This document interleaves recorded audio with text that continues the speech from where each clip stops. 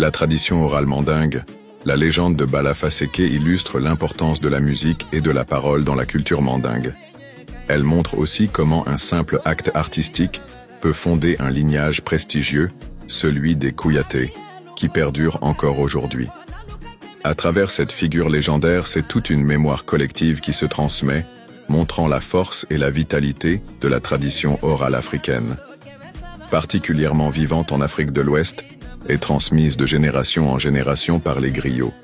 Ces derniers jouent un rôle fondamental dans la conservation de l'histoire, des coutumes et des valeurs. L'un des griots les plus célèbres est Bala Faseke, considéré comme le premier griot du héros légendaire Soundiata Keïta, fondateur de l'Empire du Mali au XIIIe siècle.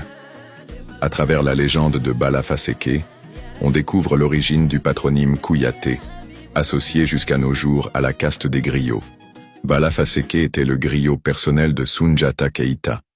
Il fut envoyé en mission diplomatique auprès de Soumaworo Kanté, le roi sorcier du royaume de Sosso et ennemi juré de Soundiata. Là, Bala Faseke découvrit un instrument mystérieux, le bala, une sorte de xylophone. Attiré par cet instrument, il entra dans la chambre royale et se mit à en jouer instinctivement. Soumaworo, surpris et envoûté par la beauté des sons, fut à la fois furieux de l'intrusion et fasciné par le talent du griot. Séduit par la musique, il décida de le retenir captif. Il alla jusqu'à lui couper les tendons des talons pour l'empêcher de s'enfuir. C'est cet acte de rétention du griot qui déclencha la guerre entre Soundiata et Soumaworo. Soumaworo donna à Bala Faseke deux surnoms.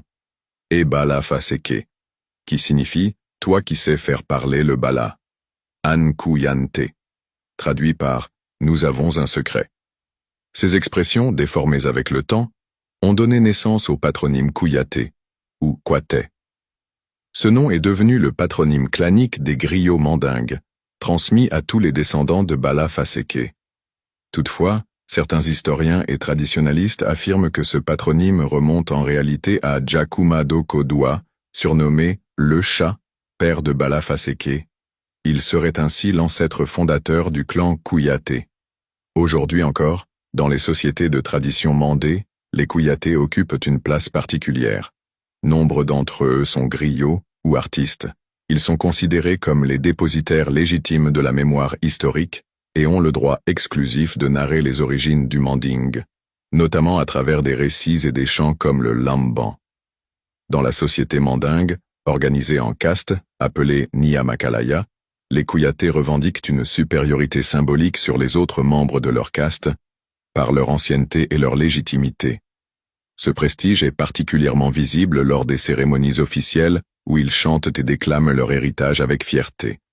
La légende de Bala Faseke illustre l'importance de la musique et de la parole dans la culture mandingue.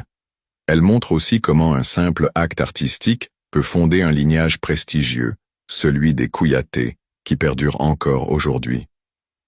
À travers cette figure légendaire, c'est toute une mémoire collective qui se transmet, montrant la force et la vitalité de la tradition orale africaine.